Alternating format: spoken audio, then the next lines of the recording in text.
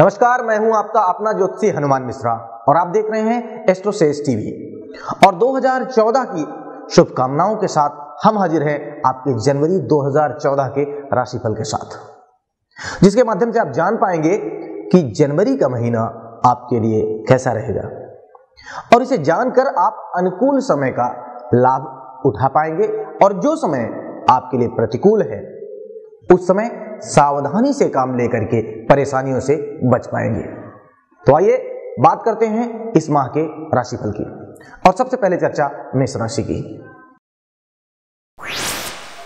मेष राशि वालों, इस महीने की शुरुआत में सूर्य बुध चंद्रमा आपके भाग्य स्थान पर है, अतः माह भाग्यशाली सिद्ध हो सकता है। मंगल की भी स्थिति बेहतर है, इन कारणों से आपका उत्साह देखने लायक रहेगा। दूर की यात्राएं हो सकती हैं, उनके सफल रहने की भी उम्मीद है।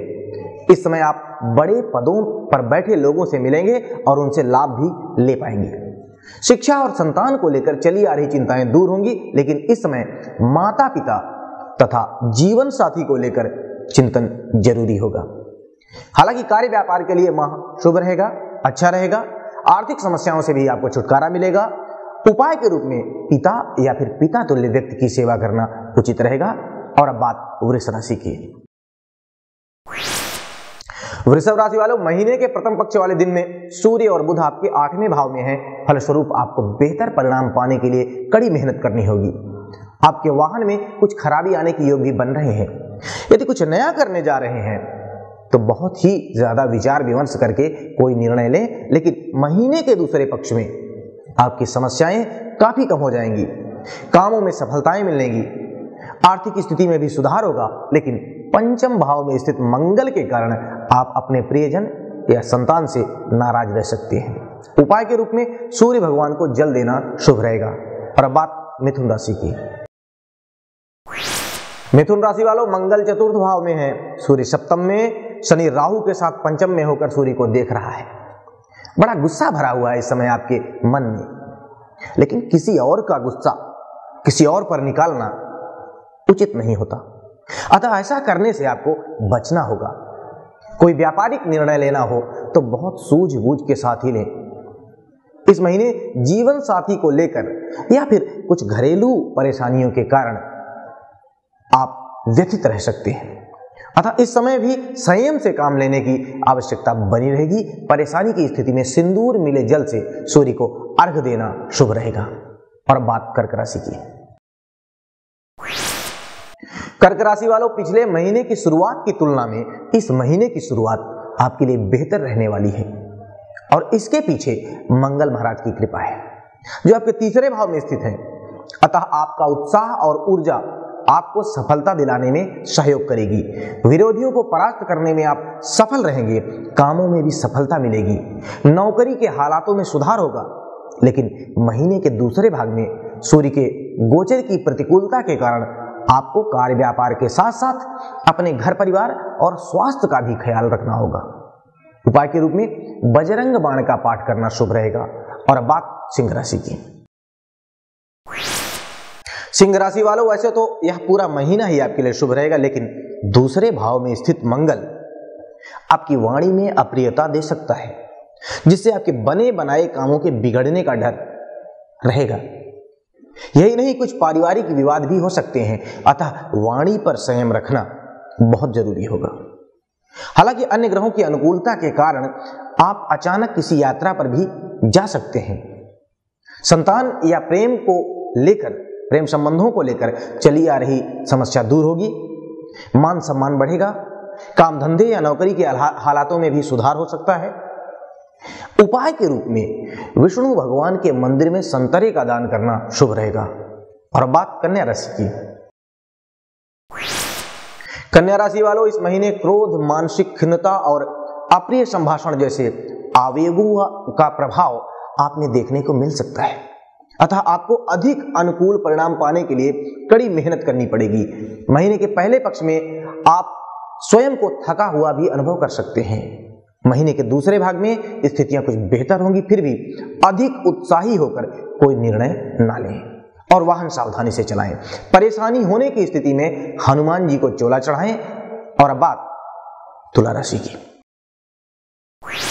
तुला राशि वालों, महीने के पहले भाग में आपको अनुकूल परिणाम मिलेंगे, लेकिन बहुत संभव है कि खर्चे इस समय भी आपको परेशान कर सकते हैं, क्योंकि धन स्थान का स्वामी मंगल व्यय भाव में है और लाभ भाव का स्वामी सूर्य उससे दृष्ट है।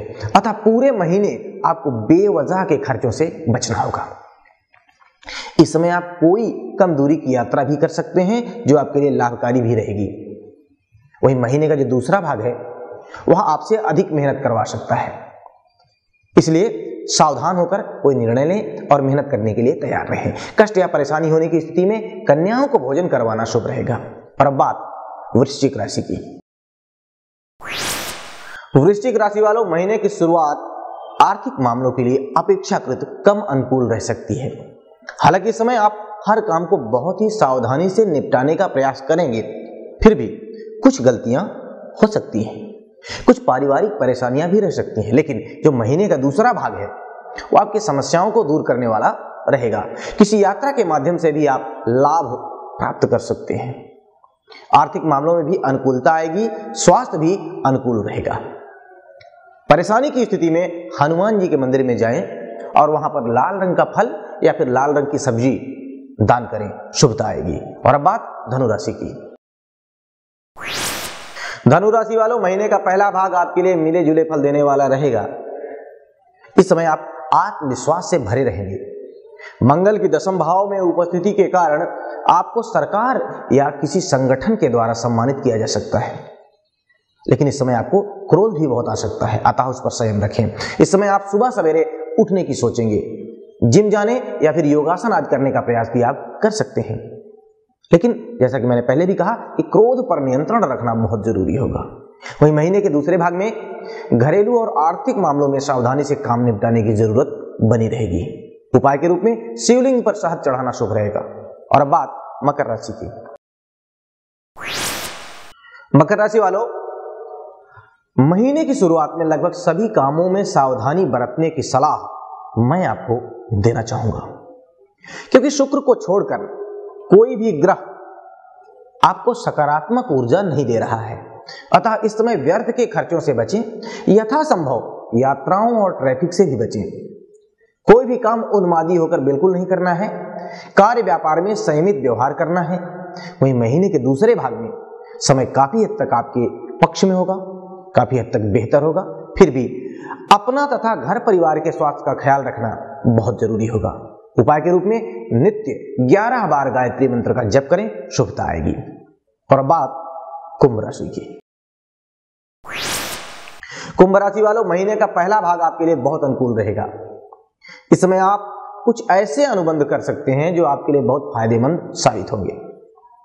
लाभ भाव में स्थित बुध और सूर्य भी आपको लाभप्रद मामलों से जोड़ने का संकेत कर रहे हैं। पंचमेश बुध पंचम भाव को देख रहा है, अतः प्रेम प्रसंगों के लिए भी समय काफी अनुकूल रहेगा। यात्राओं के माध्यम से भी आपको लाभ मिल सकता है, लेकिन महीने का जो दूसरा भाग है वह खर्चों से भरा रह सकता है। इस समय आपको अपने स्वास्थ्य का भी ख्याल रखना जरूरी होगा। और अगर हम उपाय की बात करें तो उपाय के रूप में गाय को हरा चारा खिलाएं, शुभता आएगी। और बात अंतिम राशि यानी कि मीन राशि की। मीन राशि वालों, ये पूरा महीना ही आपके लिए अनुकूल रहेगा। महीने के प्रथम भाग में कर्म स्थान पर सूर्य, बुध, मंगल और गुरु का प्रभाव रहेगा, अतः आप अपने कार्य व्यापार में बहुत अच्छा करेंगे। आपके बॉस आपसे खुश रहेंगे, आपको वरिष्ठ जनों का सहयोग मिलेगा। कुछ व्यापारिक यात्राओं के भी योग बनते हुए प्रतीत हो रहे हैं। वही महीने का जो दूसरा भाग है उस भाग में लाभ की स्थितियां और भी मजबूत होंगी। आर्थिक मामलों में सुधार होगा। जीवन साथी या प्रेम पात्र के साथ आनंददायी समय बीतेगा। अगर उपाय की बात करें तो उपाय के रूप में किसी गरीब को काले उड़द की दाल का दान करना शुभ रहेगा। तो आशा है इस राशिफल के माध्यम से आप अपने अच्छे और बुरे समय को जानकर, पहचान कर उस समय उचित व्यवहार करके इस साल के शुरुआती माह यानी कि जनवरी माह को शुभ बनाएंगे। नमस्कार।